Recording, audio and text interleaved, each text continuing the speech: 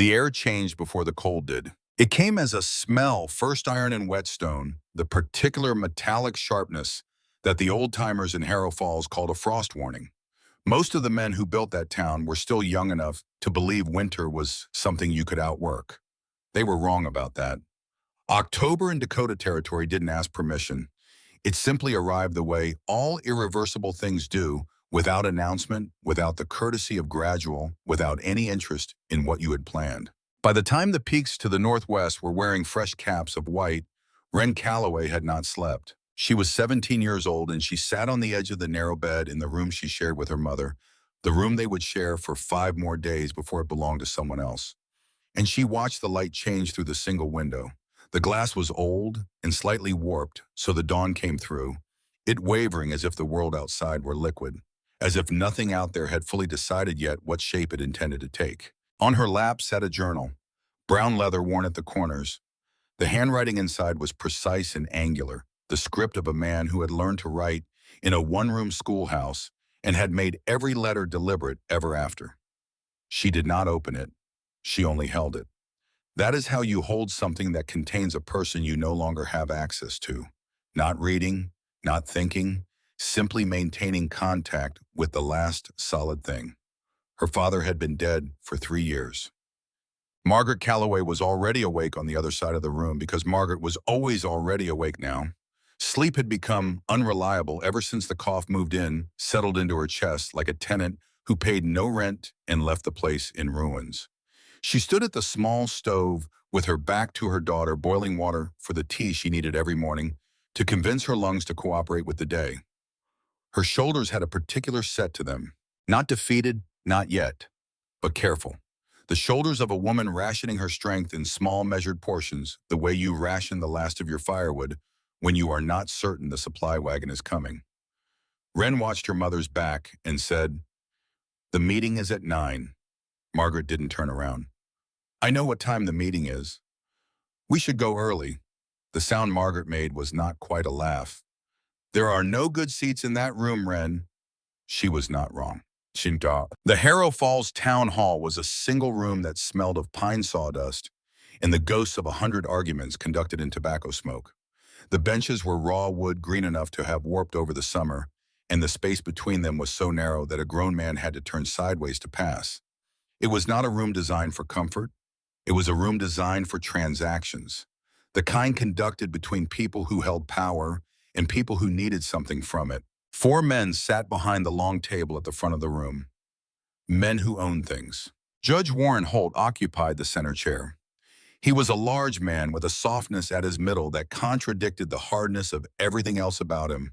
His jaw, his eyes, the particular way he held his hands flat on the table as if pressing down on something he did not want to escape.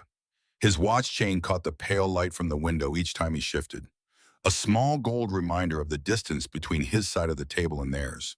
Wren noticed Clem Dacre before she noticed anything else in that room, because Clem Dacre was not supposed to be there. He occupied the far end of the last bench tucked against the wall where the shadow was thickest. His wide-brimmed hat was pulled so low it covered most of his face, showing only the jaw. A jaw she recognized. It belonged to a man who had worked the Harrow copper mines for 30 years before his knees forced his retirement. A bottle of whiskey less than a quarter full sat beside his boot like a small, loyal dog. His chest rose and fell in the slow rhythm of sleep. But he was not asleep.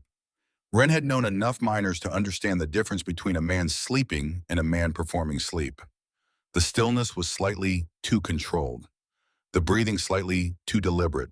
She filed this away and took her place beside her mother on the second bench. Judge Holt cleared his throat. The sound filled the room the way water fills a jar completely, leaving no space for anything else. Margaret, not Mrs. Calloway, not the widow Calloway, just Margaret, the deliberate use of a first name, stripped of its title, its protection, its inherited right to be addressed as someone whose husband had mattered.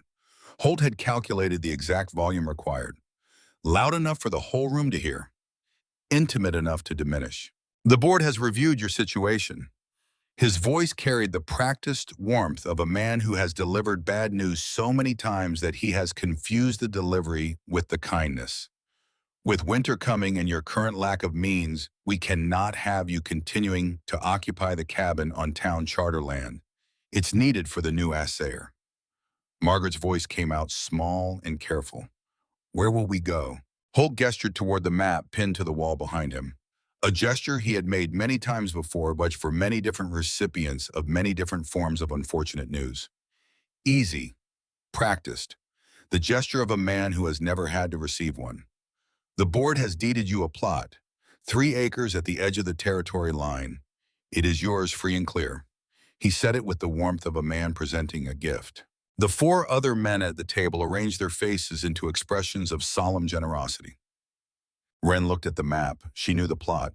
Every person in the valley who had spent more than one winter in Harrow Falls knew it. The Scarp. A north-facing slope of loose rock and stunted juniper, so steep that nothing useful grew there, and nothing sensible could be built. No timber, no pasture, no water except the violent snowmelt that carved new gullies through the shale every spring. Its one distinguishing feature was a dark gash in the rock face near the top, a cave opening perhaps 10 feet wide that local children had named the Cold Mouth because of the icy air that sighed from it in summer. And because going inside it, even on a July afternoon, felt like pressing your face against something that had never in its entire existence been warm. The board had given him a place to die. They had dressed it in the language of charity and tied it with the ribbon of a legal deed, and they were passing it across the table with the expressions of men who expected gratitude. Wren stepped forward. The movement was slight, barely a shift of weight, barely a change in the geometry of the room. But it altered something. She took the deed from Holt's outstretched hand. Her calloused fingers did not linger on his soft ones. She looked at the map, at the small square of useless land that was now theirs. It was a grave. She understood that clearly. What she also understood, standing in that room with the watchers watching and the watch chain catching the light, was something that had come to her between 2 and 3 in the morning, while sleep stayed stubbornly away. Something she had almost forgotten, she knew. She had been to that hillside before. Her father had taken her there. "We thank you," she said, "because it cost nothing," and it closed the conversation. And then she walked her mother out into the gray October morning. Hey. She had almost cleared the threshold when she heard it. 5 words, muttered low and aimed precisely the kind of words spoken by a man who has calculated the exact volume required to reach one set of ears and no others. Your father knew that place. Wren's hand found the doorframe. She turned. Clem Docker's hat was back down over his face, his chest rising and falling in the slow performance of unconsciousness. By the time she drew her next breath, he was already moving, a large shadow detaching from the back of the room and slipping through a side door she hadn't even registered as existing. She stood with the deed in one hand and a question that had no answer yet. Outside, Edwin Greer was waiting. He stood against the porch post of his father's general store across the street, arms folded over his chest, watching the town hall door with a particular kind of attention that tries very hard to disguise itself as indifference.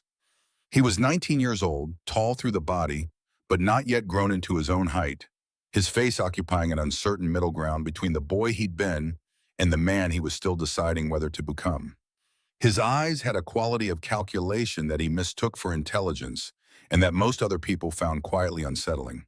He called her by the shortened name, not Wren but Wren, the name only her father had used, the name she hadn't heard since the funeral and hadn't expected to hear from this particular mouth.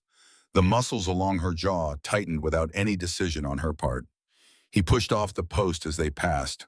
I heard about the council's decision. A practiced casualness in the voice, the casualness of someone who had thought about how to open this conversation. Listen, my father has a room behind the store. Nothing fancy, but it's warm and dry. You could stay there, work the counter a few hours a day to cover the quota. He said it with an easy smile. It's a fair deal. His eyes were tracking something, not her face exactly, but the space around her face, reading the air for signals. The offer was real. She understood that. Edwin Greer was not a cruel person. He was something more complicated than cruel, which made him in some ways more difficult to navigate. He was a person who measured his own worth entirely by how much other people required him. His mother had died when he was 9, lung sickness, the same rattling cough that had now taken up residence in Margaret's chest. His father, a man of few words and fewer expressed emotions, had taught him the lesson that frontier towns tend to teach. You are either useful or you are invisible. Edwin had spent a decade trying to be useful. He stocked shelves, extended credit, remembered names, delivered goods through the rain. In return, people acknowledged him. They nodded. They said his name. It was not love, but it was the closest approximation he had. Wren said no. She didn't explain. She didn't soften it with apology or complicate it with gratitude for the effort. She closed the door on the offer, the way you close a door, not with anger, simply with finality. Edwin's smile held its shape, but something shifted behind it, something that lived in close proximity to rage without quite arriving there. Pride doesn't keep you warm, he said to her back. She kept walking. Margaret's hand found her daughter's arm. They walked in silence up the road that climbed out of the valley, and the town fell away behind them. And somewhere behind Wren's eyes, without her permission and without her cooperation, a memory pulled her backward through time. Bisa natin. She was 14 years old. Her father's hand was in hers, leading her down into the Harrow copper mine for the first time. It was the spring of 1883, a few months before the shaft collapsed, though neither of them knew that yet. The shaft descended at a steep angle, timbered with lodgepole beams that groaned under the pressure of the mountain above. The air changed as they went deeper. And this was the thing she hadn't expected. It grew warmer. She had assumed the earth would be cold. It was the opposite. At 200 feet, Thomas Calloway stopped. He turned off his lamp. The darkness was not an absence of light. It was a presence, something with mass and texture that pressed against her eyes as if it had weight. She felt her own heartbeat in her throat. Don't be afraid. His voice had the quality of Pennsylvania coal country in it, the particular flat vowels and careful consonants of men who had grown up understanding that the earth has moods and that learning to read them is a matter of survival. Just listen. She listened, not with her ears because there was nothing to hear. She listened with her skin the way her father had taught her. Not the surface of it, but the deeper layer, the one that registered temperature, not as sensation, but as information. And slowly she felt it. Warmth. Not the warmth of a fire or another body. Something foundational, heat that had been accumulating for longer than human memory stored in rock that predated every living thing. The walls of the shaft radiated it with the slow generosity of a substance that has been holding something in trust and is now gently releasing it. Thomas lit the lamp again. His eyes were bright the way they got when he was about to show her something he loved. A few meters below the surface, the temperature barely changes. Summer, winter, it makes no difference down here. The surface is a liar, Wren. It shouts about heat and cold. But this deep, the earth tells the same story all year long. He pressed his hand against the rock face, holding it there. Constancy. That's what's down here. The earth's memory of warmth. He paused then. His expression turned inward the way it did when he was working through something he wasn't ready to speak aloud. That land north of town, the hillside with the cave. Everyone says it's worthless. A small, private smile. The smile of a man who sees a different version of the visible world. But I see something a shout from deeper in the shaft. A timber brace. A near miss. The kind of small crisis that a mind doesn't wait for convenient moments to produce. Thomas turned toward the sound already moving, and the sentence ended the way too many things ended, with her father in the middle before the point. 3 months later, the shaft collapsed. Thomas Calloway did not come out. Now walking the roads to the scarp with her mother's arm in hers, Wren understood what she hadn't understood at 14. Her father's sentence had an ending. He had seen something at that hillside, not just potential, but specific potential. The kind that required geological knowledge to recognize. The deed was not a random cruelty. It was an inheritance delivered by the wrong hands for the wrong reasons, landing on the right person 3 years too late. The approach to the scarp, it took 40 minutes on a good day. This was not a good day. The road was rutted from the previous week's rain, and Margaret needed to stop twice, each pause marked by the cough that had made itself so thoroughly at home in her chest. Wren steadied her mother on the loose gravel and said nothing because there was nothing useful to say. The land was worse than she remembered. The slope was carpeted in sharp, loose rock that shifted under every footfall. The wind ran across it without obstruction, carrying a temperature several degrees below what it was in the valley below. The stunted junipers growing between the rocks had been shaped by decades of that wind into something that looked less like trees and more like things trying very hard to leave. The cold mouth was there exactly where memory had placed it, a dark horizontal gash in the rock face, perhaps 10 feet across. Thorny brambles had grown thicker across the entrance since she'd last been here, reaching from both sides like fingers laced together. She pushed through them and stepped inside. The shift was immediate. The wind cut off completely. The air was still and carried a dampness that held within it the smell of deep stone, not the mineral sharpness of a quarry, but something older and more patient, the smell of rock that has been in contact with darkness for a very long time. She wet her finger and held it up. A faint current of air moved across her skin, flowing from the interior toward the entrance. The cave was exhaling natural ventilation driven by the temperature difference between the still air, deheat, and the cooling air without.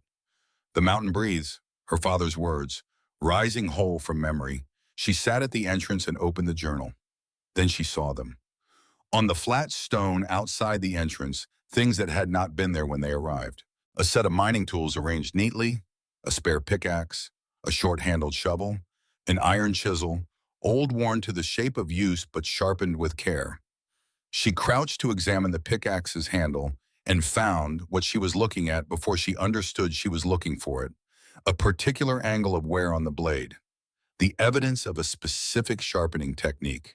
She had seen that technique once before, on the tools her father kept on hooks in the corner of the kitchen. It was a method passed between men who had worked the same kind of stone learned through contact rather than instruction. Someone who had worked beside Thomas Calloway had been here. Beside the tools drawn in white chalk on the surface of the stone, an arrow pointing into the cave, and next to the arrow, a number. 2 degrees. She looked at it for a long moment. Then she picked up the pickaxe, tested its weight in her hands, and carried it inside. Doc Ira Sutton's office was attached to the back of his house on Meridian Street, and it smelled the way all frontier medical offices smelled carbolic acid and old paper, and the particular staleness of rooms where people come to hear things they would rather not hear. Sutton himself was 60 years old and thin, in the way of men who have always considered eating an interruption to more important work. His spectacles sat on the very tip of his nose, perpetually threatening departure. He met Wren on the porch rather than inside, which she understood to mean that bad news would not be improved by comfortable seating. "Your mother's lungs are badly compromised." His voice was clinical in the way that the kindest doctors learn to be clinical, removing his own emotion from the transaction so that hers could remain intact.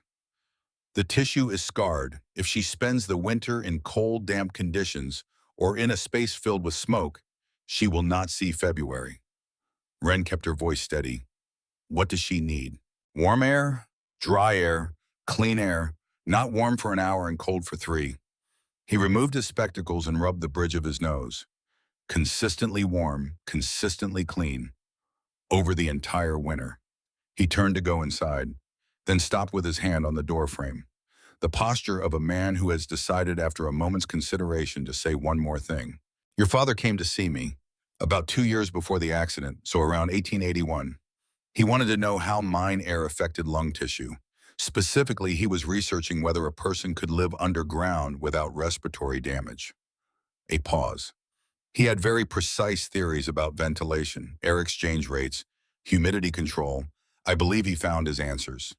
Another pause longer. The mind took him before he could use them. He went inside, the door closed. Wren stood on the porch as the afternoon light flattened toward evening, and what settled over her was not comfort, but something more useful. The understanding that what her father had left behind in that journal was not a record of observations. It was a blueprint. Designed for this, designed for her mother, designed for the specific medical necessity that Sutton had just described in the language of lungs and tissue, while Thomas Calloway had written about it in the language of thermal gradients and airflow. Her father had been building something. He just hadn't finished. She had 6 weeks to finish it for him. So, that evening in the cabin, they would leave in 5 days. She told Margaret everything. Her mother listened without interrupting. This was not typical. Margaret Calloway had opinions and was accustomed to expressing them, which meant the silence was its own kind of statement. the silence of a woman processing something that required more than her usual conversational tools. When Wren finished, the quiet that followed was not the quiet of consideration. It was the quiet of fear, specific, deep-rooted, and earned. "You're talking like your father." The words landed the way blunt objects land. Wren absorbed them without moving. "Your father had ideas about the earth, too." Margaret's voice had a tremor beneath it that had nothing to do with the cough. "Very beautiful ideas, very precise ideas." She looked at her hands in her lap. "And the earth took him anyway. This isn't a mine, it's a hole in the ground." The voice rose slightly, and the rising brought the cough. Always the rising brought the cough. A full minute of it, racking and gray, that left Margaret breathless and the color of ash. When she could speak again, her eyes were wet. "I would rather die with people around me than die alone in a cave." "You won't die." "Your father said things like that too." The words hung between them in the candlelight, sharp as broken glass, and neither of them spoke for a long time. The wind pressed against the walls of the cabin. The candle threw long shadows.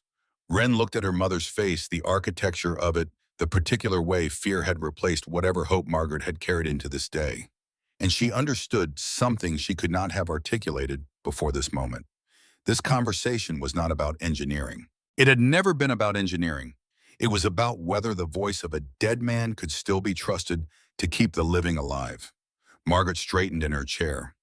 Something resolved in her expression, not confidence, not peace, but the particular quality of a woman who has reached the bottom of her options and has found at the bottom a decision rather than despair.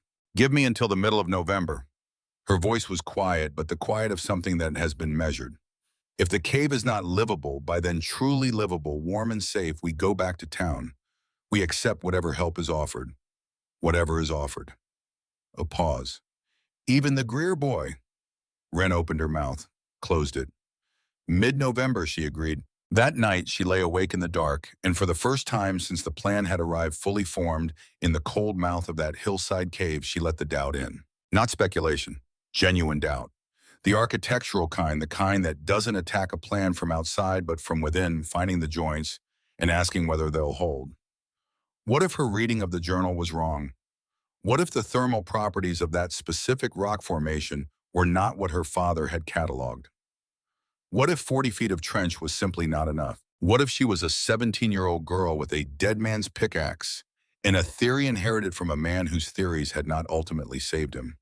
She reached for the journal without lighting a candle, opened it near the back, where she knew there was a page the ink had run on, where something wet had fallen on it during some long-ago night, blurring the words. She couldn't read it in this darkness. She didn't try. She simply pressed her hand flat against the page, feeling the slight texture where the ink had dried in ridges, feeling the places where her father's pen had pressed the hardest. And she did the only thing available to her. She chose to believe. The morning they left, the cabin arrived without ceremony. They loaded their few possessions onto a handcart, bedrolls, the crate of potatoes and dried beans, Margaret's quilts, the collection of Thomas's rock samples that Margaret had kept, because she could not bring herself to dispossess a dead man of his only hobby. Each specimen labeled in his careful hand, each one a small argument that the world beneath your feet was worth paying attention to. Margaret paused in the doorway for a long moment, looking back into the room. Thomas's work boots stood in the corner where they had stood for 3 years, because moving them had always seemed like a declaration she wasn't ready to make. The leather was cracked along the toe of the left one. He had meant to oil it. He had kept meaning to, right up until the morning he went into the mine and didn't come back out. Wren didn't look back. She was already measuring the angle of the slope in her head. They passed the general store. Edwin Greer was on the porch. Of course he was on the porch, arms folded, watching his face arranged into what he believed was an expression of sympathy. But the satisfaction lived around the edges of it. The quiet, particular satisfaction of a man who has predicted disaster and is beginning to believe he'll be proven right. "When you can't take it anymore," he said, pitched just loud enough, "the store is always open." Margaret's grip on her daughter's arm tightened. They kept walking. The road climbed out of the valley through stands of lodgepole pine. Margaret coughed on the steeper sections, the dry, rattling sound that had become the constant percussion of their lives. Wren held her arm and said nothing because there was nothing useful to say, and she had learned by now that the wrong kind of comfort can be its own small cruelty. Above them, the gray sky held its promises of coming snow in reserve, waiting for the right moment. The scarp opened before them. Loose rock wind stunted junipers trying to leave. The cold mouth waited at the top of the slope, dark patient, its curtain of thorny bramble thicker than memory had recorded. The tools were still there on the flat rock. Wren set down her end of the handcart and walked to the pickaxe. She lifted it, tested the weight through both wrists, felt the particular balance of a tool that had been used by someone who knew what they were doing and cared enough to maintain it. The chalk mark was still clear on the stone beside it. 2 degrees, an arrow, and no explanation. She filed it into the back of her mind, where it would wait until she had the context to understand it. Then she picked up the pickaxe, carried it inside, and positioned herself at the point where the trench would begin approximately 8 feet from the entrance, where the firebox would be built, before it, where 40 feet of floor lay between this spot and the far wall. She gripped the handle in both hands, raised it over her right shoulder, and swung it into the packed earth. The impact rang through her arms like a struck bell, the vibration running from wrists to elbows to shoulders in one sharp, unambiguous communication. The earth had been here for 10,000 years. It had no interest in being moved. She pulled the pick free, reset her grip, and swung again. The first inch of earth took 20 minutes. The floor of the cave was not soil in any agricultural sense. It was compressed history layers of clay and shattered rock fused together under the weight of ice that had retreated before human memory began. Each swing of the pickaxe sent a shockwave up through the handle, through her wrists, into the joints of her elbows, arriving finally at her shoulders as a dull declaration of resistance. Every shovelful of debris weighed more than physics seemed to justify. She developed a rhythm by the third day, not because the work became easier, but because her body stopped negotiating with it. She rose when the gray pre-dawn light turned the entrance from black to charcoal. She worked until the darkness made the trench indistinguishable from the cave floor around it. 12 hours, sometimes 14. She stopped measuring time by the clock and started measuring it by body lengths, the length of her own frame serving as the unit of progress. 1 full wren length of trench per day when the earth was cooperative. Half that when the pickaxe rang against embedded granite with a sound like a door slamming shut. Margaret worked beside her when the cough permitted, which was less each morning. She mixed clay and water into the thick paste that would seal the stones of the flue, her thin arms trembling with the effort of stirring a substance that had the consistency and weight of wet concrete. When her arms gave out, she gathered flat stones from the loose rock outside, moving slowly across the slope with the careful deliberateness of a woman who could not afford to fall.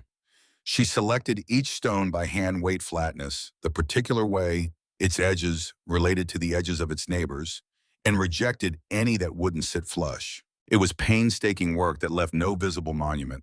Without it, nothing else would stand. They did not talk much during those first days. Not because there was hostility between them, but because the work had its own language and it demanded full attention. Wren would sometimes feel her mother's eyes on her back while she swung the pick. Not watching the progress of the trench, but watching her daughter in the particular way that mothers watch their children when they believe they are not being observed. On the morning of the 4th day, Wren arrived at the trench before dawn, as she always did. She lifted the pickaxe from where she'd leaned it against the wall, positioned herself at the leading edge of the excavation, and stopped. 2 additional feet of freshly dug earth waited at the bottom of the trench.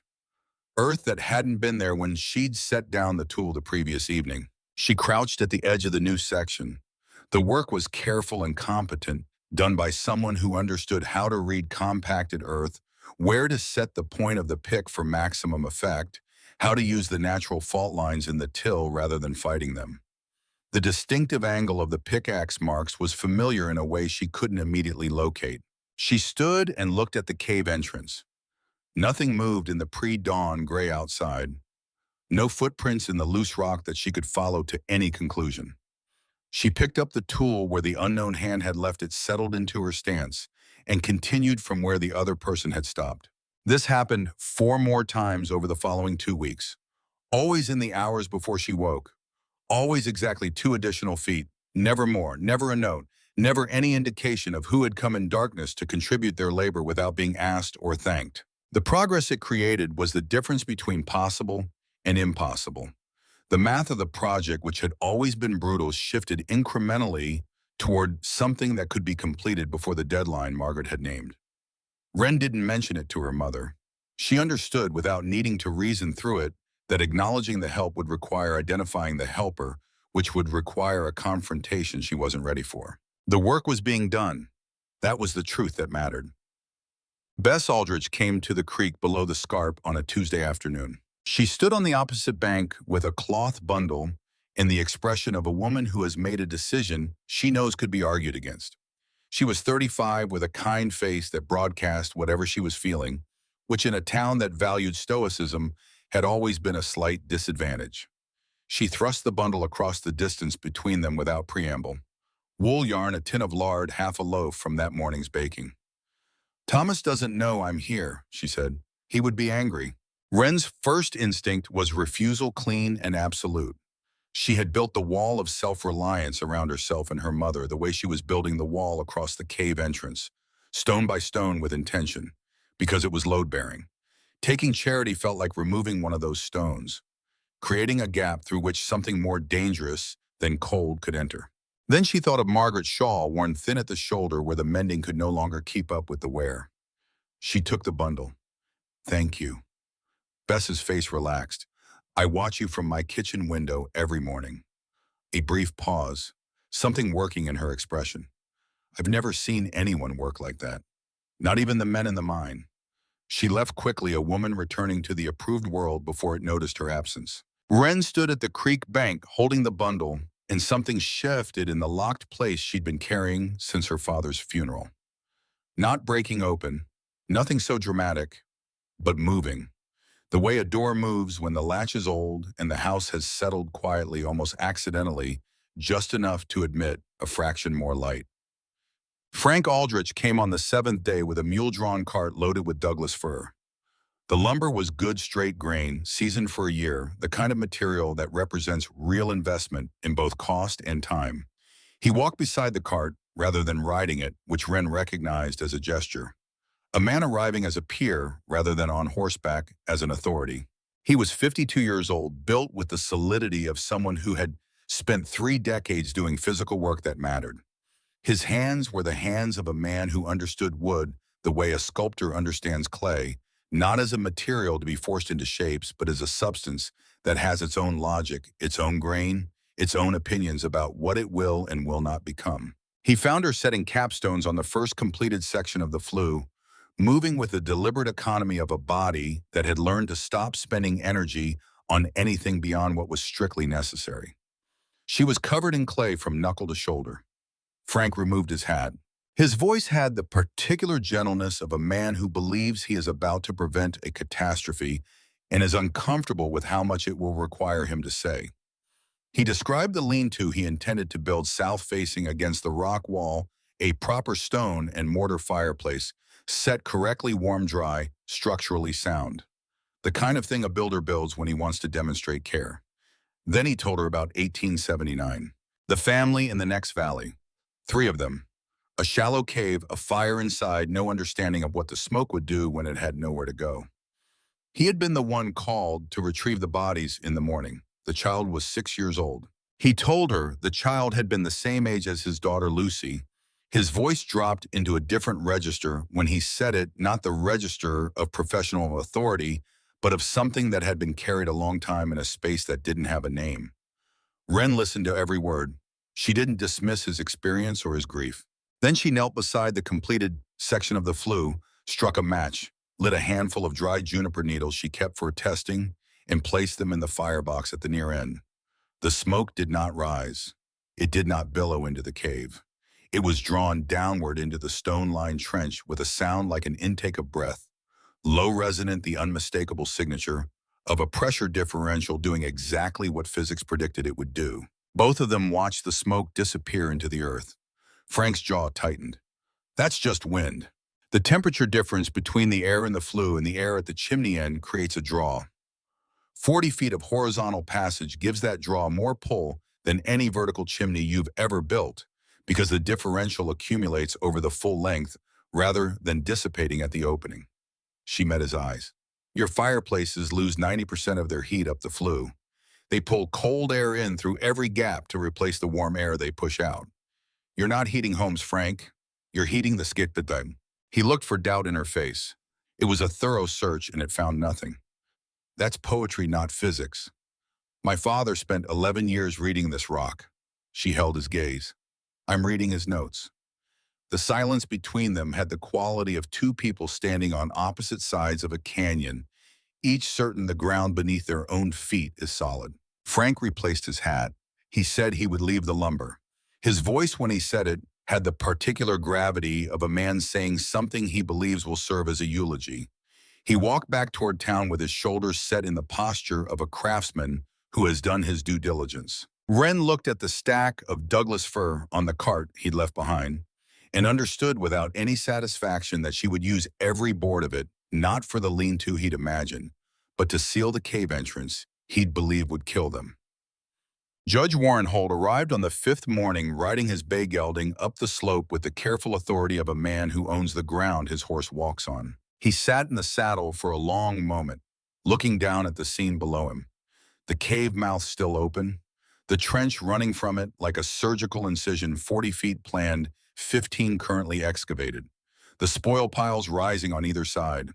Wren's arms moving with the mechanical efficiency of someone who has stopped performing labor and simply become it. His voice carried the bewilderment of a man encountering a category of thing for which he has no prepared response. What in God's name are you building, girl? She looked up. The angle of the morning sun put him in silhouette, the light around him forming the unintentional halo of a man who believes in his own benevolence. Our hearth. He stared at the trench for several seconds. You're digging a ditch. Yes. The leather of his saddle creaked as he shifted his weight. He told her about the board's retained rights, the clause about hazardous structures, fire risk, collapse risk, anything that might constitute a danger to public safety. His voice had the tone of a man discharging a duty he finds distasteful but necessary. She told him she understood. He waited for more, for explanation perhaps, or the particular gratitude of someone who recognizes that a powerful man has troubled himself to ride uphill on her behalf. When nothing more came, he turned his horse toward town. The story he carried back traveled the length of Harrow Falls before noon. The Calloway widow's daughter was digging a 40-foot ditch in front of a cave and lining it with stones, claiming it was a hearth. The whispers gathered momentum, as whispers do when they find willing carriers. Someone called it Calloway's folly, pleased with the sound of it. Others used less creative language. They said the girl had lost her reason to grief, that she was digging toward her father, that the winter would settle the question soon enough. Wren heard none of it. She was in the trench. 3 weeks into the excavation, 35 feet of the flue were complete line capped, sealed with the sandstone and shale packed tight with clay that had dried to the hardness of old mortar. The chimney stack at the far end was 3 feet of careful stonework, each joint sealed with the precision the journal specified. It had taken 2 full days. Edwin Greer destroyed it in 8 minutes. He came in darkness. He came with a whiskey bottle that was already mostly emptied by the time he reached the top of the slope, and he moved with the particular unsteadiness of a person navigating not just bad footing, but something happening inside him that his legs had not been consulted about. He stood over the chimney stack. Through the thin leather of his boot soles, even through the whiskey, he could feel the warmth rising from the earth beneath his feet.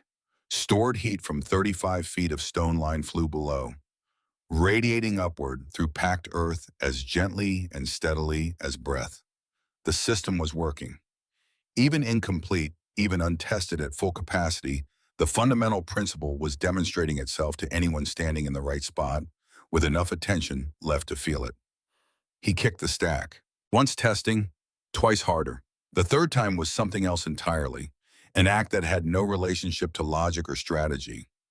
That came from the place in a person where unexamined pain lives.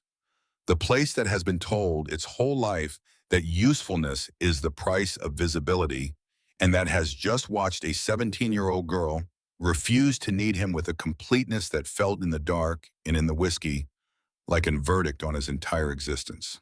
The stones scattered, the clay joints cracked. 2 days of work collapsed into a pile of rubble in the dark. He stood over what he'd done and waited for the feeling of relief that should have followed. It didn't come.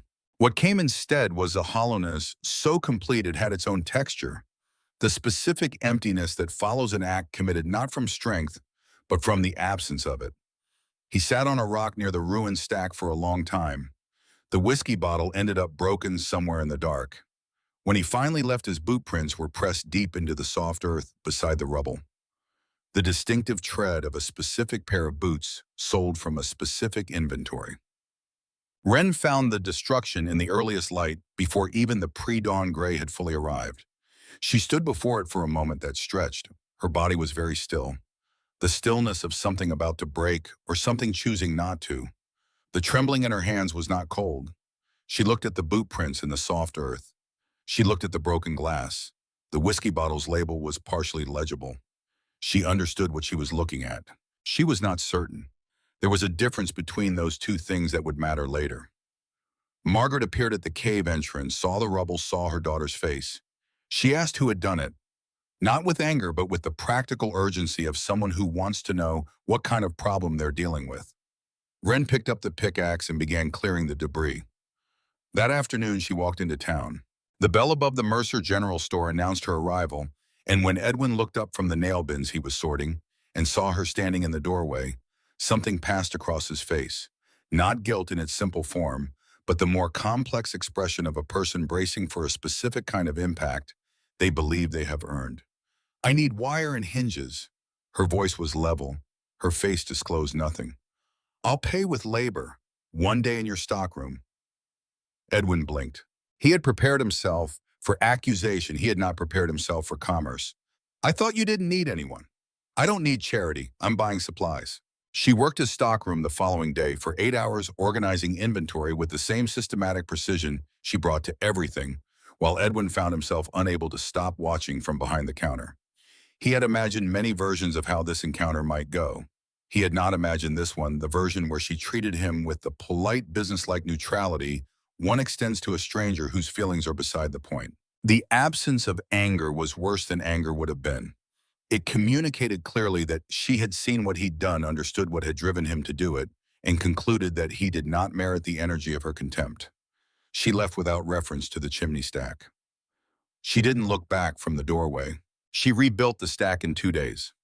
This time the stones went into a trench below grade set in clay at a depth that no casual boot could reach. She laid heavy flat rocks across the top as a second layer of protection, each one requiring both hands to lift into position. The labor was technically identical to the first construction, but psychologically different. She was not just building now. She was building against the knowledge that the world contained people who would unmake her work if given the opportunity, which meant the work had to become unmakeable. When it was done, she pressed both palms against the surface and felt nothing move. On the afternoon of the 9th day, her pickaxe broke through a layer of compacted gravel, and water began seeping in.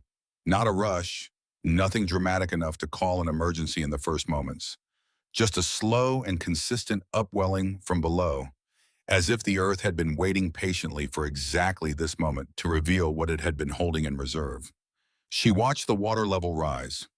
Within an hour, 2 inches stood in the bottom of the trench. She crouched and observed it with the careful attention her father had taught her. The observation of someone trying to understand a system, not just react to it. Water in the flue meant steam when the hot gases passed through. Steam meant heat dissipating into humidity rather than transferring into stone. The thermal system, all 38 feet of it already completed, would fail to function. Not partially fail entirely. Because the fundamental mechanism of conductive heat transfer through solid material required that the material remain dry.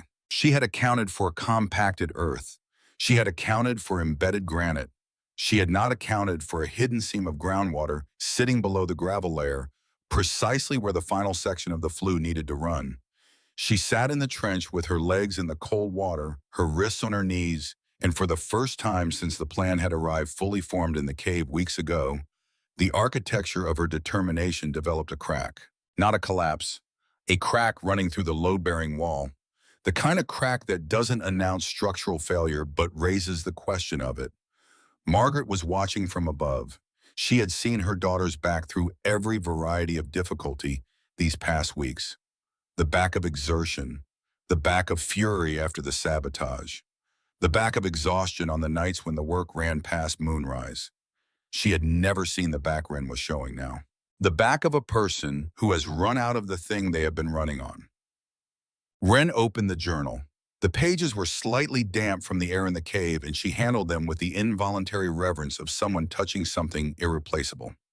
She turned to the damaged page near the back, the one where moisture had fallen on the ink at some point in the past, blurring the text into a wash of gray she had never been able to fully read. She tilted the journal at an angle, positioning it so that the thin afternoon light coming through the cave entrance struck the surface at a shallow rake, the way light reveals a topography on a map by catching the edges of small elevations. The letters emerged from the blurred ink like shapes rising from fog. Grade the floor at 2 degrees. Water follows gravity, not hope. She read it twice. The number sat in her chest like a struck bell. 2 degrees, the chalk mark on the rock outside the cave entrance on the day they arrived. The arrow pointing inward, and beside it that number left by whoever had also left the tools. Whoever had known enough about this specific geological location to anticipate this specific problem before she'd broken ground. Someone had tried to warn her before it happened. She hadn't had the context to understand what she was being warned about. The solution was simple in the way that the best engineering solutions are simple not because they require little effort, but because they align with what the physical world is already doing rather than fighting it. A 2-degree slope in the floor of the trench running from the firebox toward the chimney end would guide any infiltrating groundwater downhill and out. A narrow drainage channel cut along one side could carry it away from the system entirely. Gravity would do what no mechanical intervention could sustain over a winter. The difficulty was that implementing the fix required opening every sealed section she'd already completed, adjusting the floor grade of the entire trench, relaying every stone, resealing every joint. Every foot of work she'd already done had to be done again better. She spent the next 2 days in a state of labor that had moved past the category of exhaustion into something else. Something that felt paradoxically like clarity. Each section she reopened was a conversation with her past self, correcting errors she couldn't have known to avoid. The adjustment was painstaking. By the afternoon of the second day, when she made the final cut in the drainage channel and watched the accumulated groundwater begin to move slowly, at first, then with the quiet conviction of something obeying a law, rather than making a choice, she set down the shovel and walked out of the cave. She sat on the cold ground outside the entrance. The light was failing in the west, going the colors of bruised copper. The valley below was filling with the early dark of November. She could feel the trench water running away beneath her, following the grade her father had calculated, solving with geometry what she had tried to solve with effort alone. The tears came without announcement. Not from sadness. She was past sadness in the way you get past a country you've been traveling through for too long. They came from somewhere deeper and less legible, from the place where the body keeps track of what the mind refuses to count. Weeks of it, the weight of the deadline, the sabotage, the groundwater, the cold that never relented. The cough she heard through her sleep, the specific loneliness of doing something no one around you believes is possible. "I'm so tired, Pa." The words came out smaller than she intended, addressed to the failing light, to the cold ground, to the journal she was no longer holding. Margaret came out without being called. She moved slowly across the rock to where her daughter sat, lowered herself to the ground with the careful economy of someone whose body had learned caution, and put her arm around Ren's shoulders. She didn't speak immediately because she was a woman who had learned the difference between silence that abandons and silence that stays. After a while into the quiet, she said, "He used to cry too. Every evening after his shift. He thought I didn't know. He'd go to the back step and put his face in his hands, and I'd hear him through the kitchen window." A pause. "Every morning he went back into that mine." Ren said nothing. She didn't need to. She only needed to know that the man whose calculations she was staking her mother's life on had also known what it felt like to come to the end of his strength and get up anyway. That the journal was not written from a position of effortless mastery, but from the same grinding daily choice she was making. The physics was inherited. The stubbornness was too. The first star appeared in the strip of sky visible above the ridgeline. She looked at it for a moment.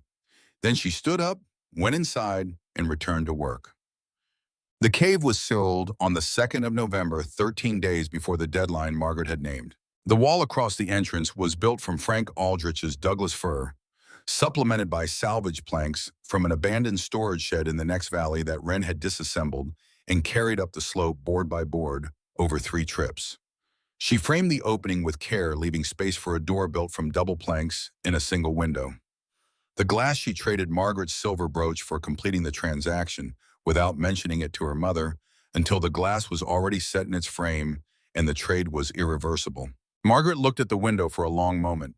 "He gave me that brooch the year before you were born," she said. "Then he would have approved." Wren built the first fire on the 4th of November, small a handful of dried juniper branches placed in the stone firebox with the care of someone lighting something that has waited a long time to be lit. The match caught. The kindling took. The draw happened immediately. Low resonant, the unmistakable signature of a system working exactly as the journal described. The smoke vanished into the earth as if the mountain were choosing to inhale. Not a wisp entered the room. For 3 hours, nothing else happened. The fire burned. The air in the cave remained cold. Wren fed the firebox with measured additions, small amounts at precise intervals, and waited in the specific silence of a person who has bet everything on a principle they have never been able to fully test. Margaret sat wrapped in her quilts. The cough came and went. Outside, the temperature had dropped past the point where breath was visible in daylight. Wren lay on her bedroll well past dark, listening to her mother's breathing. Then she felt it. Not in the air, but through the bedroll, through the stone beneath it. A warmth so faint it could have been wishful thinking. She pressed her palm flat against the cave floor, moved it 6 inches along the buried path of the flue. The warmth was stronger there, another 6 inches stronger still. 40 feet of sandstone and shale charged by the passage of hot gases and radiating that charge upward through packed earth into the room above the thermal battery her father had designed, accepting its first full load and beginning slowly to pay it out. She looked at her mother. Margaret was asleep.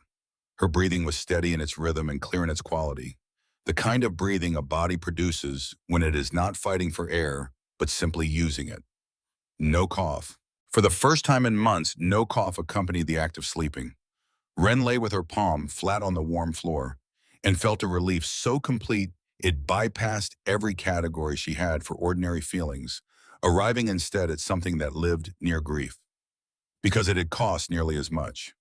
The specific emotion of a person who has been braced for failure so long that the arrival of success feels for a moment indistinguishable from loss. Then it sorted itself into what it actually was, and she closed her eyes. And for the first time since October, she slept without the unfinished thing sitting on her chest. Doc Ira Sutton came 2 days later. He stood inside the sealed cave for 2 full minutes without speaking. From a man of his economy, this was the equivalent of a long speech. He touched the wall. He crouched and moved his palm across the floor in a slow arc, measuring the gradient of warmth, the way a physician measures symptoms, systematically comparing each new data point against the last, building a picture from evidence rather than assumption. He examined Margaret, listened through his stethoscope for a long time, asked her to breathe deeply, then slowly, then to cough deliberately into the still warm air of the cave. When he folded his instrument away, he looked at Wren with an expression she would remember for the rest of her life, because it was the first time from anyone in Harrow Falls that she had seen it directed at her. Not sympathy, not pity, not the complicated regard of someone watching a person do something inadvisable with great determination and finding it touching in the way that lost causes can be touching. Simple respect, the kind extended between people who understand something about the same thing. Her lungs are healing. His voice was quiet and precise. The air in here is warm, dry, and cleaner than any home in the valley. He picked up his bag, a pause at the door, his back to her. "Your father would be proud, Miss Calloway." He left without looking back. Wren stood in the doorway of the sealed cave and watched the light fail on the valley below and felt moving through her the particular quality of readiness that isn't confidence but is sometimes better. The steady, bone-deep knowledge that you have done the work, that whatever comes next will find you prepared.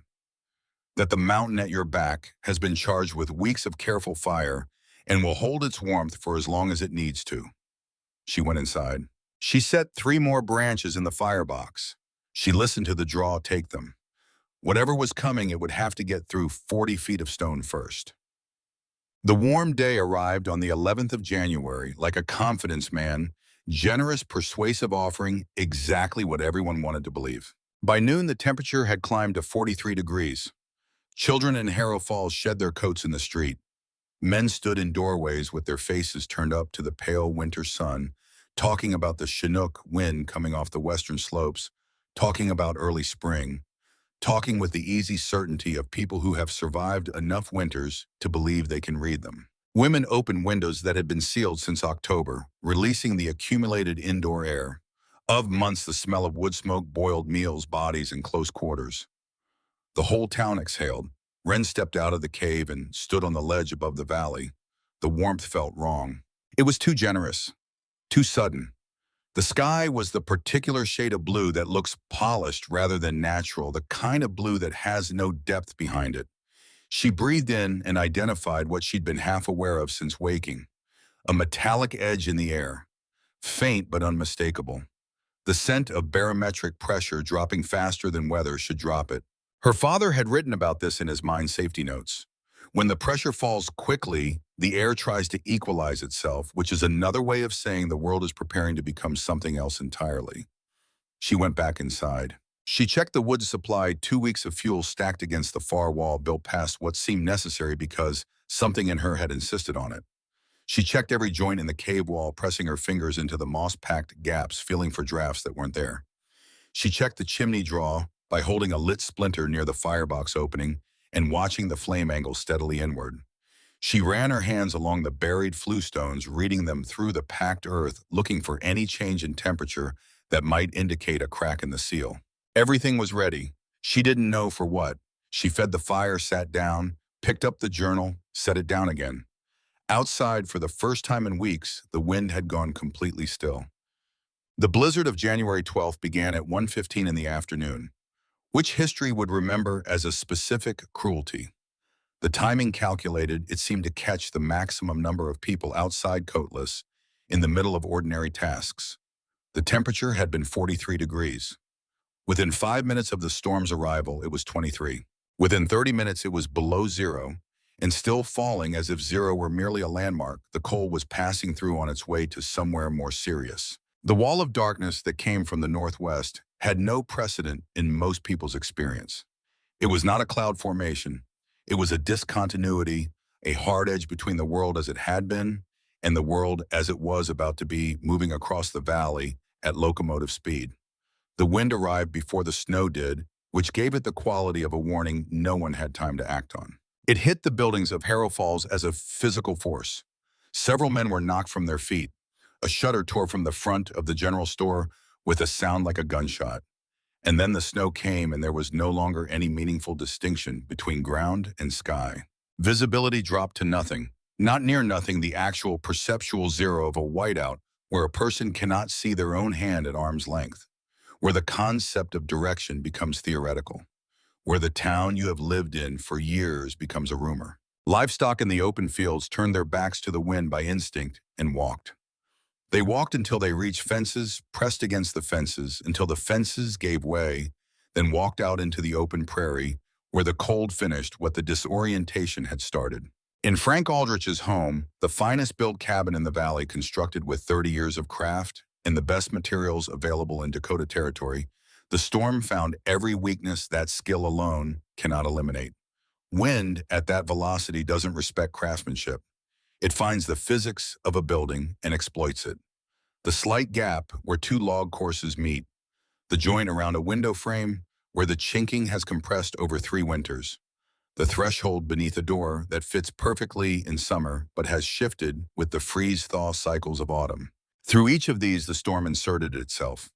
Frank fed the fireplace 3 logs at a time. The fire roared with the theatrical vigor of something burning everything it had, and 10 feet from its opening, the temperature was below freezing. The stone fireplace he had built in this room before he built anything else, the hearthstone he had personally selected and transported from a quarry 40 miles east, was consuming his winter fuel supply at a rate he could calculate too precisely. He counted what remained. He did the arithmetic. The arithmetic said morning possibly if the fire burned as hot as it was burning now and the storm didn't intensify. After morning the furniture. After the furniture, the floor planks. Will Aldrich lay on the cot nearest the fireplace wrapped in everything the house contained that could wrap. He was 6 years old and had woken that morning with a fever unremarkable under normal circumstances, the kind that resolves itself with a few days of broth and rest, the body doing what bodies are built to do. Under these circumstances, the fever had become something with a different character entirely. His breathing was shallow and rapid, the sound of a respiratory system working harder than it should have to. Bess pressed a cloth to his forehead with hands that had developed a fine tremor she couldn't control. Not from cold, from the specific terror of watching a small person struggle and being unable to do anything about it.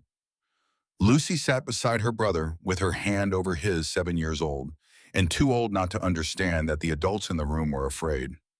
Frank stood at the woodpile and counted again as if the count might change. Then he looked at his wife. Bess was watching him with an expression he had not seen in 20 years of marriage. Not accusation, not blame, but the quiet, unbearable clarity of a woman who has done the arithmetic too, who understands what her husband's hands built and what they failed to build, who was too frightened to do anything but look at him with that understanding plainly in her face. He had come to that hillside with Douglas fir. He had told a 17-year-old girl she was building a death trap. He had walked away shaking his head in the posture of a man who has discharged his duty to the reckless. The fire ate another log and gave back a fraction of what it consumed. In the Mercer General Store, Edwin fed wooden crates into the pot-bellied stove while his father sat in the chair by the counter and coughed. The elder Mercer's cough had been developing for weeks, a deep, wet sound that originated not in the throat but in the chest and the tissue. The sound of something that had been ignored long enough to establish itself. Edwin heard it and went still inside the way he'd gone still at 9 years old, standing in the doorway of his mother's room, listening to the same sound from a different chest. He fed another crate into the stove. The heat it produced lasted perhaps 4 minutes before the cold absorbed it entirely. He thought about the warmth he had felt through his boot soles on the night he stood over the chimney stack, the warmth rising from 35 feet of buried fluestone, gentle and steady and indifferent to his presence, requiring nothing from him, owing him nothing, simply existing according to the laws that govern heat and stone. He had felt it. Even through the whiskey, even through the fog of his own wounded pride, he had felt it and known what it meant. The system worked. He had known that standing in the dark with the broken bottle at his feet and the rubble of 2 days of labor scattered around him. He had known it, and he had tried to destroy it anyway. The stove popped. His father coughed again, longer this time.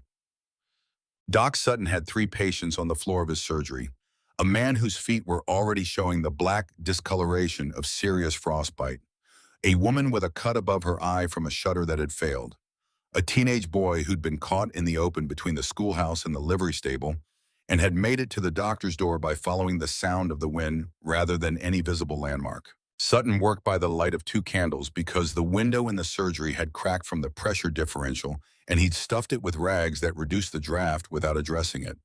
He had no more firewood. He had administered what he could administer.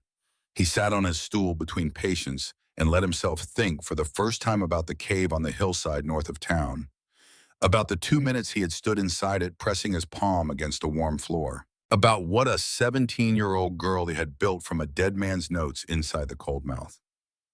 Wren was mending a tear in her dress when the storm announced itself as sound, a low sustained roar that had the character of weather not as a temporary condition, but as a new permanent state of the world.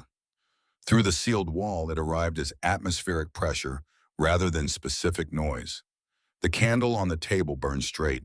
The air in the cave held still in the way of air that has been protected from the outside by more than walls protected by mass, by the specific thermal physics of rock that has been accumulating warmth for weeks and is now releasing it with the patience of something that doesn't experience urgency. Margaret sat across the table, her knitting needles moving at their steady rhythm.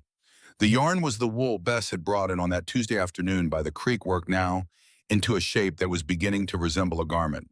She had not coughed since morning. Wren placed 3 small branches in the firebox. The draw took them with a low, resonant pull that she had stopped noticing the way you stop noticing the sound of your own heartbeat present, reliable, simply a part of the condition of being alive in this space. Margaret set down her needles. It sounds angry out there. It is. A pause. The needles resumed. Are you worried? Wren held the question up against what she knew. The floor warm beneath her feet, the wall at her back unmoved, the fire drawing clean, the fuel supply calculated past any storm of normal duration. She thought about the word worried, what it would mean, what it would require from her if she let it in. No, she said. The word came out without the effortful quality of reassurance, which is how she knew it was true. The blizzard lasted 3 days. Within the cold mouth, those days took on a texture distinct from ordinary time, not suspended exactly, but relocated. The storm outside had removed the usual coordinates by which a person knows where they are in relation to the world. And without those coordinates, the small interior sounds of living acquired unusual weight. The click of Margaret's needles, the particular way certain coals collapsed in the firebox, the thin, regular dripping of snowmelt finding its way through a hairline crack near the ceiling, which Wren caught in a tin cup she'd positioned by the end of the second day.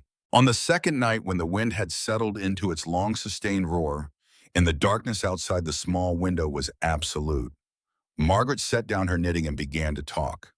Not the careful, edited version of their history that she had offered in social situations, the complete version with the texture of something that happened rather than something that is remembered.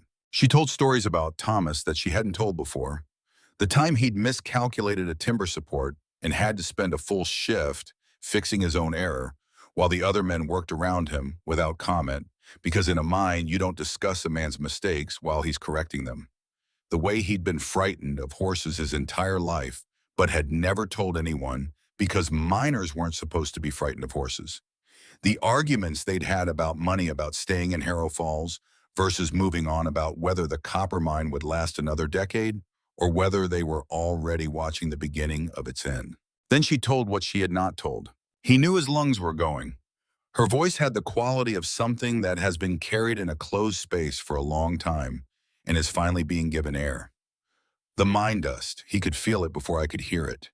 He came to me one night, this was around 1882, maybe a little before, and he said he'd been thinking about a house, not a cabin, something different.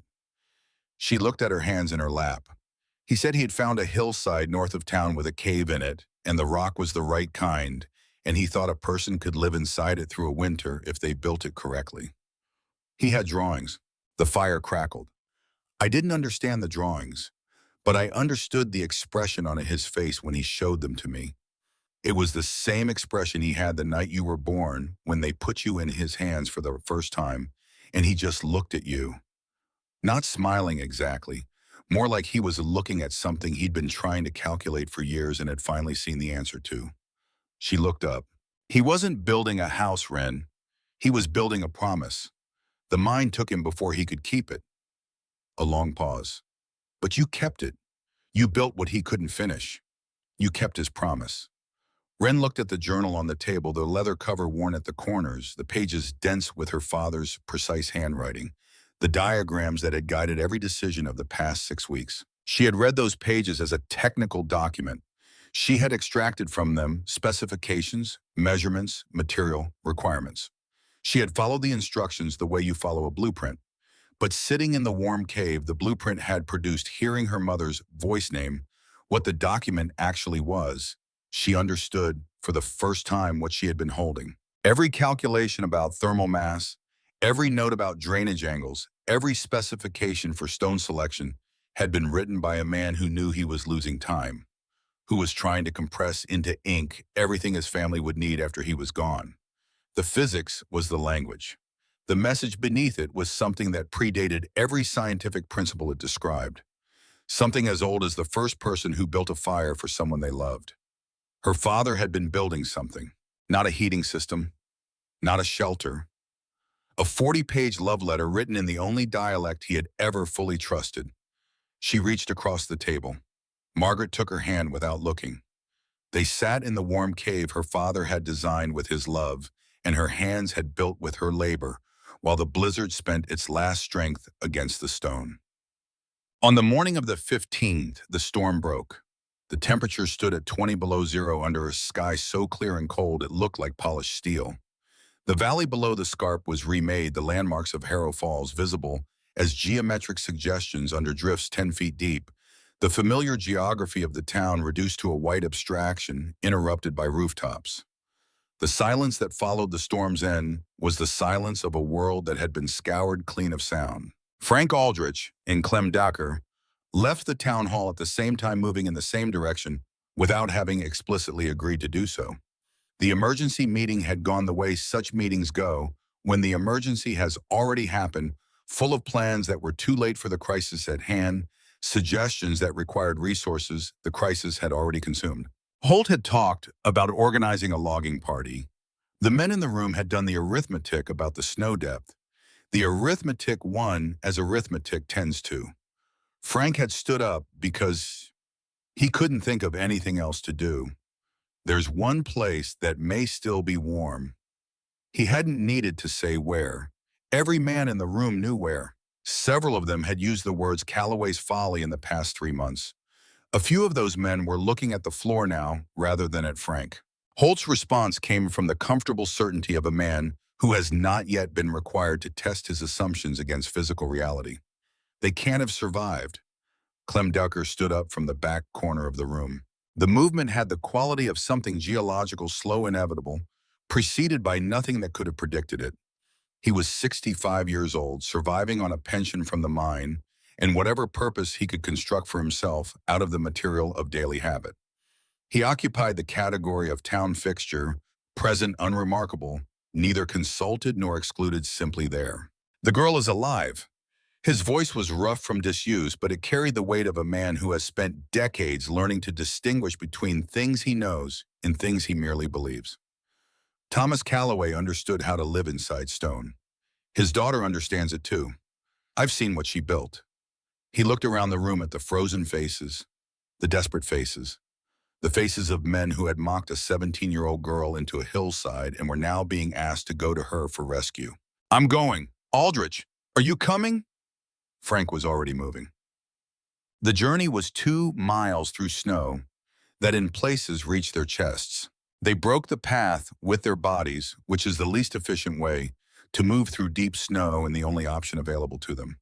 Frank was stronger, younger, propelled by the specific fuel of a father's fear, the image of Will's pale face, the shallow breathing, the arithmetic about the woodpile.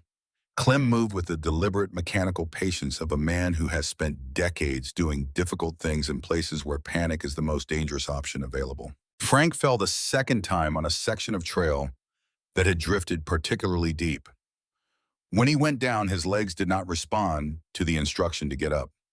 The cold had been working on him for over an hour, and the cold had been thorough. He lay in the drift, and the whiteness around him had a quality he recognized with the part of his brain that stays rational even when everything else is failing. The quality of comfort. It would be easy to stay here. Not pleasant, nothing about his current physical situation was pleasant, but easy in the way that surrender is always easy, requiring nothing, extracting no further cost.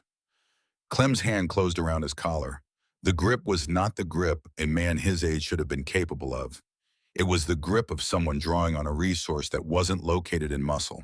Get up, not yet. The words were not gentle. They were a command issued by someone who has given this command before in darker places than this and has been obeyed. Frank got up. They crested the final rise, and Frank saw the chimney stack first barely visible above the snow line, a small stone column that should have been buried but wasn't because Wren had built it tall enough. Above the stack, a thread of warmth rising into the frozen air, barely visible against the blue sky. The ghost of heat that had traveled 40 feet underground before arriving at this exit point. And behind it, through the small window of the sealed cave entrance, light. Not the emergency yellow of a fire struggling to compete with cold. The steady warm amber of a controlled interior. The light of somewhere that expects to continue. He raised his hand and knocked. The door opened inward. The warmth that came through the opening was not a blast. That was the first thing Frank registered because he had been expecting a blast, the aggressive exhalation of a space that has been overheated against the cold outside. What came instead was something he didn't have a word for: an embrace. Warmth from every direction, simultaneously from the floor beneath his feet, from the walls on either side, from the air itself, which had a quality of saturation. Not hot air, warm air. Thoroughly, completely, structurally warm. Warm the way the inside of a living thing is warm because the warmth comes from within the structure rather than from a source at one end of it. Wren stood in the doorway wearing a wool dress. No coat, no shawl. Her hands were not cracked. She looked at Frank with an expression that held none of the things he'd been bracing himself to find. No triumph, no vindication, no carefully suppressed satisfaction at being owed an acknowledgement. She looked at him the way you look at a person who is suffering and whose suffering you understand. He stepped inside. He turned slowly, his mind attempting to reconcile what his senses were reporting with the categories of experience he had available for shelter. He pulled off his gloves. His fingers were white and stiff, the joints barely responding. He raised his hand and pressed his palm flat against the cave wall. The raw rock uninsulated the surface that in any conventional understanding should have been the coldest point in the room. It was warm. Not dramatically warm, not unnaturally warm. Warm with the specific quality of something that has been warm for a long time and intends to remain warm. A deep structural warmth that didn't come from a source you could point to, but from the material itself. From 35 feet of stone that had been accepting heat for weeks and had reached the equilibrium that his textbooks, if he had owned textbooks, would have told him was theoretically possible. He kept his palm there. The understanding that moved through him in that moment was not the fast understanding of intellectual argument, but the slow understanding of physical evidence. The kind that doesn't engage with your opinions about it. That simply is the way temperature simply is the way stone simply is. He had spent 30 years building structures that worked against the winter by burning more fuel than the winter could steal. He had believed this was the best available answer because it was the only answer he had been taught to give. He had not been a master builder. He had been a man who had mastered a limited approach to an unlimited problem. Clem had found his corner.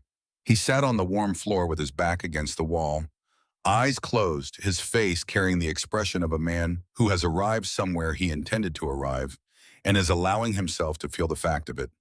He murmured something too low to hear, addressed to the air in the cave, to the stone, to whoever was listening. Frank didn't ask what it was. Frank's throat had developed a structure he was having difficulty navigating around. "My boy is sick." The words came out in the fragments. "We have no more wood." Wren looked at this man. She looked at him for a moment that was long enough to be deliberate and short enough to be a mercy. "Then bring your family here. There's room and it's warm." She loaded the small sled from her wood pile enough to heat the Aldrich cabin to survivable temperature for the journey. Frank took the rope. At the door with his back to her, because he could not turn around and say this to her face, "You were right about all of it." Then he walked into the white.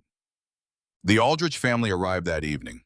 Bess came through the door first with Lucy on one arm, her free hand guiding Will, who was moving with the limp consciousness of a child whose body has been entirely occupied with the work of fighting fever and has no resources left for ordinary functions. His face was flushed to a deep pink that had nothing to do with the cold. His breathing was audible from across the room. Margaret was already at the cot before Bess had fully entered. She moved with a speed and certainty that Wren hadn't seen from her mother in months, the alacrity of a woman who has identified something she knows how to do. She laid Will down, placed her hand on his forehead, assessed what she found there with the calm of someone who has been in this situation before and knows that calm is part of the treatment. She wrung cloths in water heated on the firebox. She laid them on Will's chest, replacing them as they cooled with fresh ones, working with the steady repetition of a woman who understands that medicine is mostly persistence, mostly the willingness to keep doing the right thing past the point where it seems to be helping until it does. She sang while she worked, a simple repeating melody from her own childhood, a Pennsylvania tune with no particular meaning beyond the meaning that proximity and repetition give to sounds. The words were plain, the kind of lyric that survives through generations, not because it is beautiful, but because it is comforting in a way that bypasses intellectual evaluation. Will stop moving against the cot. His breathing slowed. His hand came up and found the edge of the warm cloth on his chest. Bess sat across the cot from Margaret and watched. Her hands were folded in her lap with a tightness that was the only visible sign of what she was managing. At some point during the long middle of the night, she extended one of those hands across the cot and laid it over Margaret's. Margaret didn't stop what she was doing. She held Bess's hand and continued her work and continued her song. The two women looked at each other in the warm cave above the sleeping child. And whatever passed between them in that look required none of the words that neither of them had quite enough of in common. They were mothers. That was vocabulary enough. Edwin Greer arrived on the third day. He came without announcement, without the performance of casualness that had always been his default presentation. The man who stepped through the door bore the same name as the man who had leaned against the porch post of his father's store 3 months ago, but the resemblance ended there. This man was thinner through the face. His eyes moved in small, uncertain arcs instead of the calculating steadiness she remembered. His hands had a tremor that wasn't cold. The room went quiet in the particular way of rooms where people know something the newcomer doesn't know they know. Wren looked at him. She looked for a long moment, reading the pressures beneath the surface the way her father had taught her to read rock. Not the face, but what the face was covering.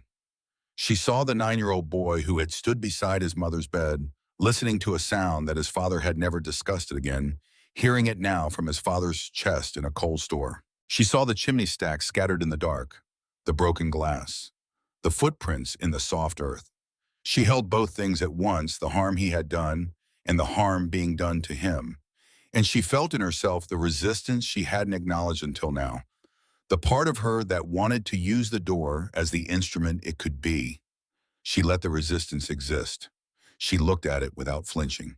Then she looked at his face again and made the choice that cost more than anger, because anger is at least a form of energy, while this was something else entirely.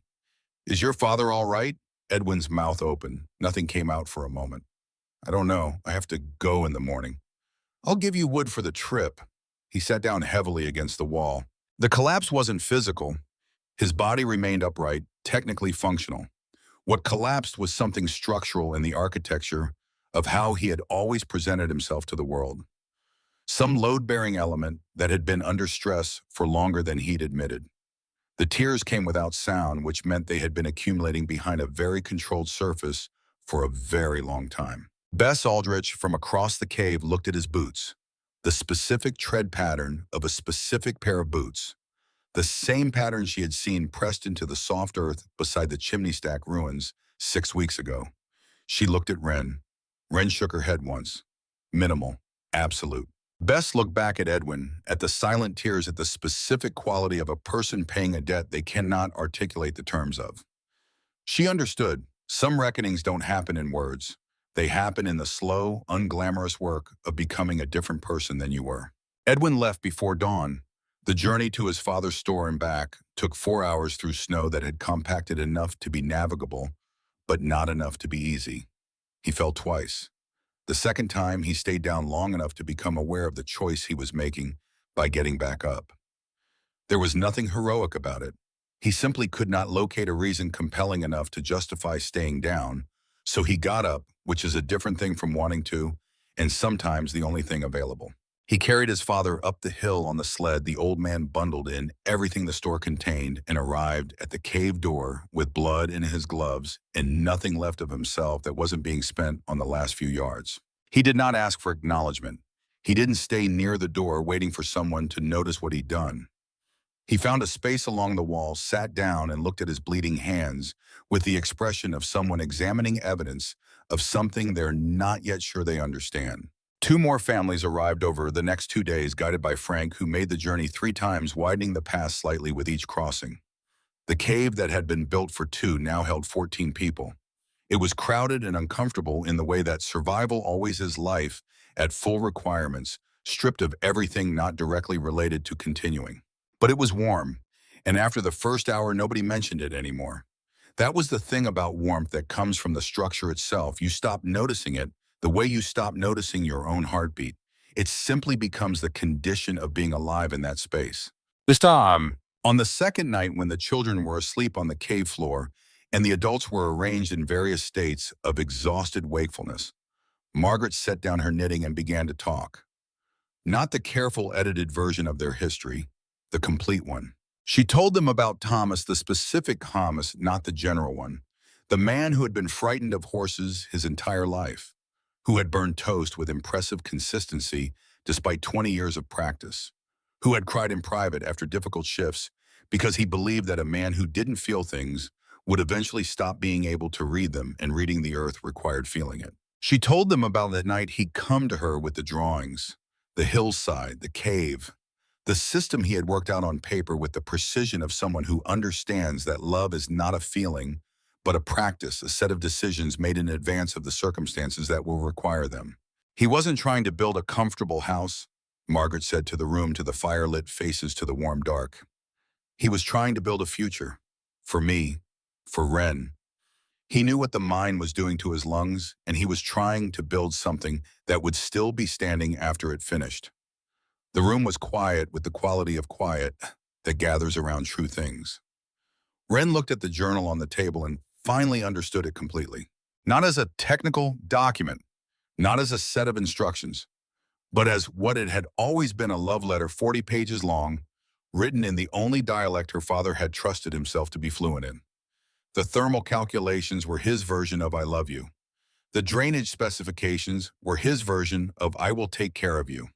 The material recommendations were his version of "I will not leave you without what you need." He had written it all down because he was a man who knew that love, to be useful, must be transmissible, must survive the death of the person who felt it and arrive intact in the hands of the people who needed it.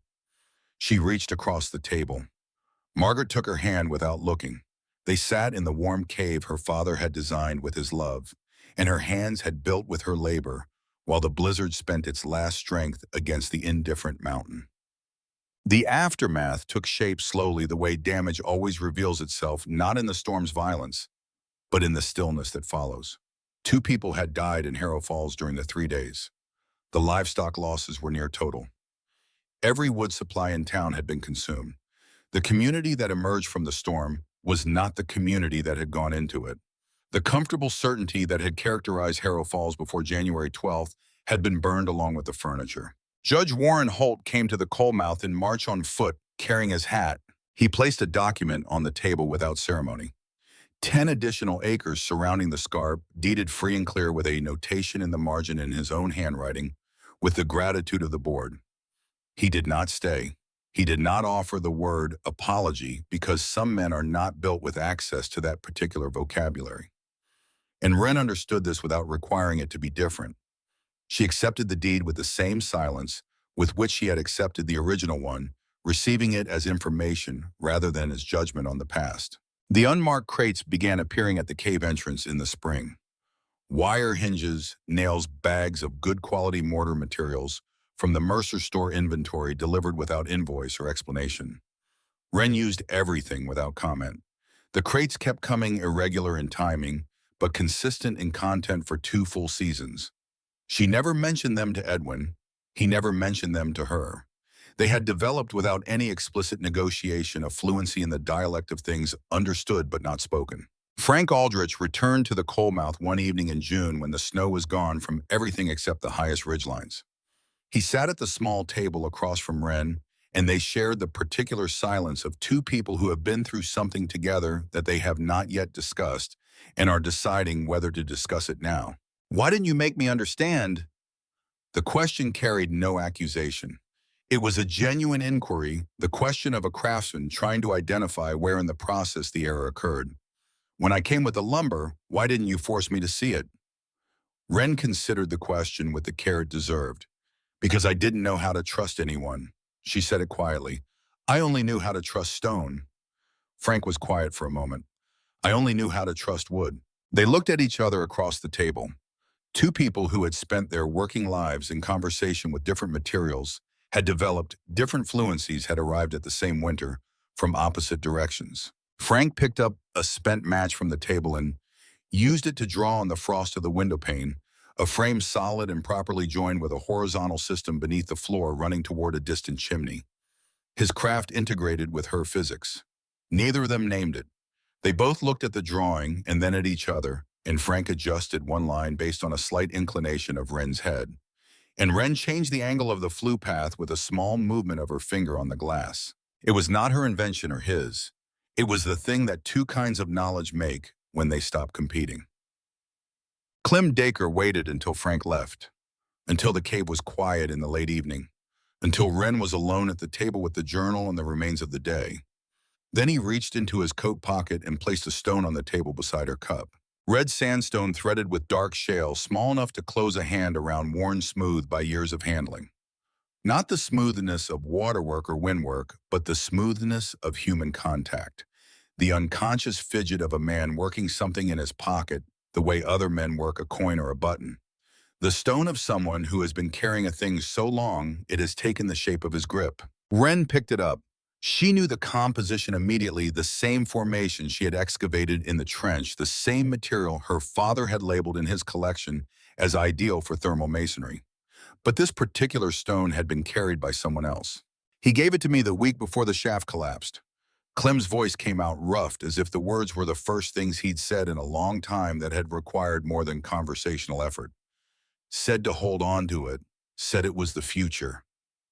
His eyes moved to Ren's face. I didn't know what he meant.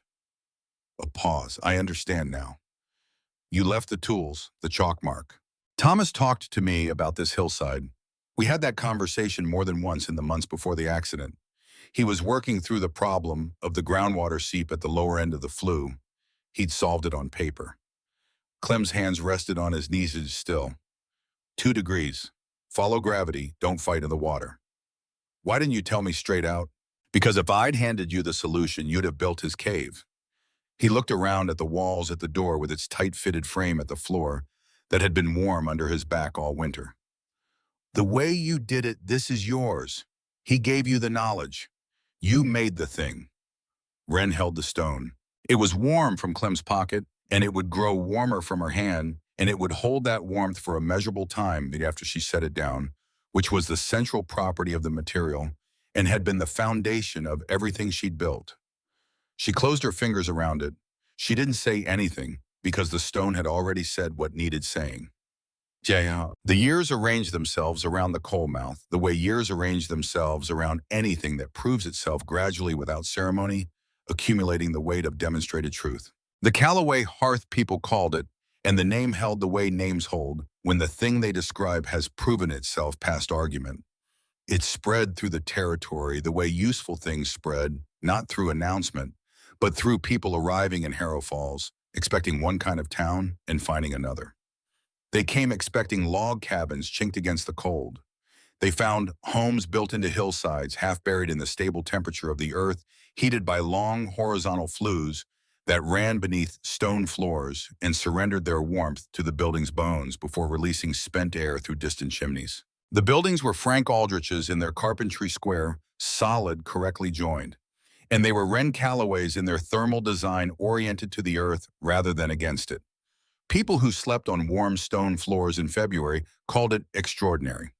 Frank, when asked, described it as what happens when two people who understand different things about the same problem finally stop trying to convert each other. Clem Dacre died on a Tuesday afternoon in the autumn of 1890, sitting in his corner of the cave with a cup of tea cooling in his hands. Margaret found him. She said he looked peaceful, which was accurate, and that he looked like he was sleeping, which was also accurate. Ren buried him on the hillside above the cave entrance and set a piece of red sandstone at the head of the grave, large, flat, unmistakable. She didn't carve his name into it. The stone was enough. He would have understood that better than any inscription. Margaret outlived every forecast Sutton had made, which she seemed to regard as a mild form of personal victory rather than a medical miracle. The warm, clean air of the cave gave her lungs the one thing they had been prescribed, and had never in the cabin in town been provided consistency. Year after year, the warmth held. Year after year, the cough diminished. The color returned. The careful economy of movement that had characterized her worst years gradually relaxed into something that resembled and then became ordinary health. She died in 1924 at 78 years old in the bed Ren had built for her against the warmest section of the cave floor in the spring of a year when the wildflowers on the terrace garden outside were just coming in. Her last words were the opening notes of the Pennsylvania melody she had sung to Will Aldrich on that long January night. Not the words, just the shape of the tune hummed into the warm, still air. And then she was gone. Wren did not leave Harrow Falls. She grew old in the cave her father had designed and her hands had built, and she became the kind of person that small communities produce rarely and value absolutely, the one who has proven through cost and craft and the particular grace that comes from surviving what you weren't supposed to survive, that they understand something fundamental about how things endure. Her voice, when she used it, carried more weight than any official pronouncement, not because she had accumulated authority in any formal sense, but because authority of the kind she had was not accumulated. It was demonstrated once at great expense in a way that people did not forget. Years later, a traveler passing through Harrow Falls stopped at the general store. The man behind the counter was lean and careful, with watchful eyes that had the quality of someone who has learned to look at things longer before drawing conclusions. The shelves behind him were organized with a precision that had the character of devotion.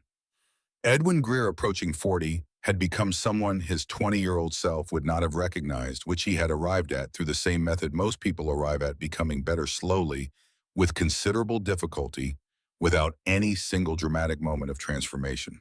The traveler asked about the houses built into the hillsides. Edwin directed him to the town records. In the records, the traveler found a journal. Leather-bound, the cover worn smooth at the corners by handling the pages filled from margin to margin with precise angular handwriting interspersed with technical diagrams. Thomas Calloway, the notation read, "Minor, amateur geologist." He had been neither amateur nor simply a minor, but the categories available in 1880s Dakota Territory had not had room for what he actually was. The final page held a single sentence, unaddressed, undated, written in the same careful hand as everything that preceded it, but in ink that had dried with a slight difference in pressure. The pressure of a man writing something he had decided was the most important thing he had written, and wanting the letters to hold. The tree fights the wind and breaks. The mountain does not fight the cold. It holds the sun and remembers its warmth. Be the mountain. The traveler closed the journal. He sat for a long moment in the warm building, feeling through the soles of his boots the gentle, consistent heat rising from the stone floor, and thought about the kind of man who could write such a sentence. Who could find, in the physics of heat, transfer a statement about how to live?